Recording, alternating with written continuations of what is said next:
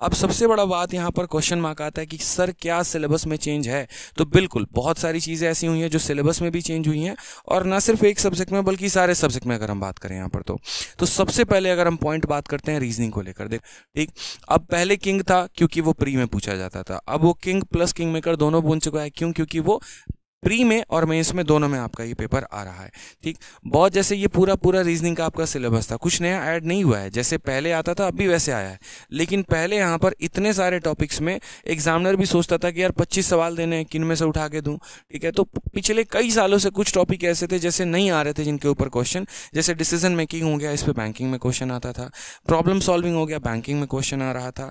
ठीक है, address matching, date and city matching शायद आप भी पहली बार सुन रहे होगे, मैं भी सुन रहा हूँ, इमोशनल इंटेलिजेंस और सोशल इंटेलिजेंस। लेकिन अब जहां तक जिस तरीके से सिलेबस में या जिस तरीके से आपके नंबर ऑफ क्वेश्चंस बढ़े हैं, तो अब आपका ये सारा का सारा टॉपिक कवर अप होगा। ठीक है, चलिए बात करते हैं यहाँ पर मैथ्स को लेकर। तो मैथ्स में भी आपका कुछ खास यहाँ चेंज नहीं है, लेकिन हाँ सिलेबस में कटौती कुछ नहीं हुई है बल्कि उल्टा एडिशन हुआ है। छोटी सी बात को समझो, यहाँ पे मैथ्स एक ऐसा सब्जेक्ट है ना, मतलब क्या ही बोले, मतलब कुछ बोलना ही नहीं। आप भी इस बात को समझते हो बहुत अच्छे तरीके से कि इसका कितना बड़ा रोल है। जिस तरीके से GS important, English important, math बहुत इंपॉर्टेंट सब्जेक्ट हो जाता है। रीज़न क्योंकि हर लोगों को ये बात समझ में नहीं आती। ठीक है, हर कोई इसको एक्स मान के करता है, फिर बाद में एक्स की तरह भुलाना पड़ता है, तो वो फायदा नहीं होता ना। वो चीज़ भुलाने वाली ही हम क्यों याद करें, पहले से स्मार्ट अप्रोच पर क्यों ना काम करें। तो इस बार उल्टा और दो चीज़ें ऐड हो गई, और जो मुझे बहुत अच्छा लग रहा था, और बढ़िया मज़ा आएगा मतलब थोड़ा सा। ठीक है, तो ये जो आपके दो हैं यहाँ पर, ये दो नए टॉपिक्स, दो नए चैप्टर्स ऐड हो गए हैं। पहला तो स्टैटिस्टिक्स एंड प्रोबेबिलिटी, और दूसरा यहाँ पर स्टैटिस्टिक्स और दूसरा प्रोबेबिलिटी।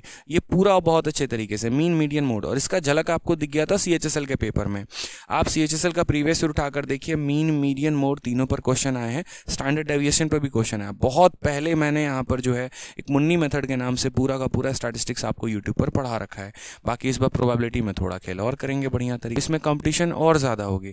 जिसको नॉलेज आएगा वो पूरे के पूरे नंबर लेकर जाएगा, तो वहीं यहाँ पर आगे चल के बहुत अच्छे तरीके से आगे बढ़ सकता है। यहाँ पे देखो, अगर इंग्लिश के सिलेबस की बात करते हैं, अगर प्री के सिलेबस की बात करते हैं, तो प्री के सिलेबस में एसएससी इंग्लिश के सिलेबस में सिलेबस के नाम पे कुछ भी नहीं लिखती है, 2 अंडे लिख देती है बस, बाकी कुछ नहीं लिखते। प्री में कह देते हैं बेसिक अंडरस्टैंडिंग ऑफ इंग्लिश, लेकिन मेंस का जो सिलेबस है उसको वो पूरा लिखते हैं, और ये पहली बार नहीं हो रहा है, हमेशा होता है।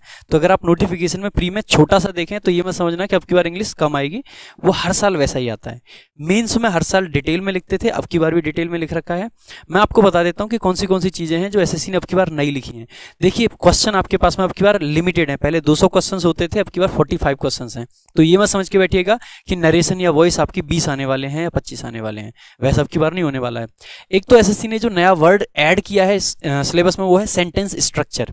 सेंटेंस स्ट्रक्चर पर क्वेश्चंस आ सकते हैं, स्टार्टिंग में ही डाल रखा है, मे बी पहले ये वर्ड नहीं था। ठीक है, उसके अलावा एसएससी ने जो बहुत शानदार लाइन ऐड की है लास्ट में, वो पूरी लाइन तो मैंने हाईलाइट नहीं करी, लेकिन यहां से स्टार्ट कर देता हूं पढ़ना एक बार आपके लिए। टू टेस्ट कॉम्प्रिहेंशन 3 और मोर पैराग्राफ्स विल बी गिवन। देखो, 3 या 3 से ज्यादा पैराग्राफ दिए जाएंगे। इसका मतलब ये है कि 45 क्वेश्चन में अगर 3 या 3 से ज्यादा पैराग्राफ आ रहे हैं, इसका ये मतलब मत समझ लेना कि भाई 5-5 नंबर से लगभग 15 से 20 क्वेश्चन इसके आएंगे। हो सकता है कम आए, ऐसा भी हो सकता है कि 15 से 20 क्वेश्चन आ जाएं, लेकिन जैसे बैंकिंग में अक्सर क्या होता है कि 2-2 पैराग्राफ दे देंगे, 3-3 पैराग्राफ, क्वेश्चन उस पर 3 है 4 है। टाइम आपके पास में काफी दे रखा है, 70 क्वेश्चन के लिए 60 मिनट दे रखे हैं, जीएस और इंग्लिश के क्वेश्चन है, तो आपको टाइम पूरा मिल रहा है। यानी कि आपको सीएचएसएल के पेपर में जैसे मैथ्स में आदित्य सर ने बताया कि झलक दिखी थी, वो झलक यहाँ भी दिखी थी। एसएससी ने नई नई चीजें, इंग्लिश को अलग अलग तरीके से घुमा के पूरा सेंटेंस दे दिया, उसका इंप्रूव कैसे करना है, बहुत सारी चीजें एसएससी ने नई लाई थी।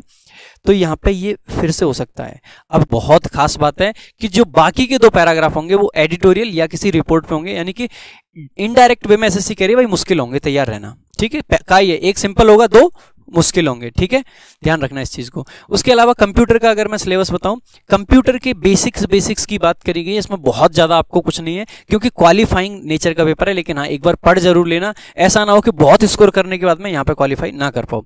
तो कंप्यूटर के बेसिक्स आप सारे जान लेना, सॉफ्टवेयर वगैरह के बारे में जान लेना, working with internet and emails के बारे में जान लेना, और basics of networking and cyber security. ये वैसे भी आजकल चर्चा का विषय रहता है, तो इसके बारे में भी आपको जरूर जान लेना है। ठीक है, पोस्ट प्रेफरेंस को लेके एक बहुत खास बात ऐड करिए। पहले क्या होता था कि डीवी एसएससी कराता था, अब की बार डिपार्टमेंट कराएगा। अगर एसएससी डीवी ही नहीं करा रहा है तो पोस्ट प्रेफरेंस भरवाएगा कैसे? ऑनलाइन भरवाएगा भाई। ठीक है, preference for various post and departments will be taken from the candidates through online option form. Online भरवाएंगे ऑनलाइन, यानी कि एक लिमिटेड समय की विंडो दी जाएगी, आपको उस समय में अपनी प्रेफरेंस भरनी है, ऑनलाइन भरनी है। भूल मत जाना, क्योंकि ये लिख रखा है कि अगर आपने प्रेफरेंस विद इन टाइम नहीं भरी तो आपका जो कैंडिडेचर है उस साल के लिए कैंसिल माना जाएगा और आपको कोई भी दूसरी अपॉर्चुनिटी नहीं दी जाएगी। और लिखा है, एसएससी ने हाईलाइट करके लिखा है बाकायदा, बोल्ड करके, कि candidates must be careful in exercise of such options, यानी कि ये जो लिखा जाएगा ये फाइनल होगा। ठीक है, उसके बाद में प्रेफरेंस कैसे ली जाएगी, taken from the candidate through online option form. ठीक है, ऑनलाइन फॉर्म की बात कर रहे हैं, बार बार ध्यान रखना। ठीक है, उसके अलावा मेडिकल जो आपका होता है छोटा मोटा, वो भी डिपार्टमेंट के द्वारा पहले भी किया जाता था, अब की बार भी।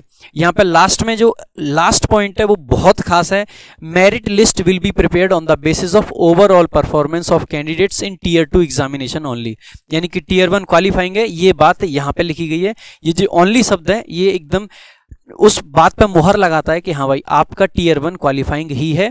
उसके अलावा कंप्यूटर वाला भी क्वालिफाइंग है, ये बात ऑलरेडी हम आपको बता चुके हैं। ठीक है, बाकी की जो पोस्ट हैं उनके लिए ये जो स्टैट्स का पेपर है और जो जनरल स्टडीज का पेपर है उसके नंबर काउंट किए जाएंगे जेएसओ और डबलएओ के लिए, यानी कि वो क्वालिफाइंग नहीं है, उनके मार्क्स काउंट होंगे, लेकिन उन्हीं पोस्ट के लिए जिन पोस्ट के लिए वो पेपर होते हैं, बाकी पोस्ट के लिए सिर्फ और सिर्फ मैथ्स, इंग्लिश, रीजनिंग, जीएस, ठीक है, उनका काउंट होगा।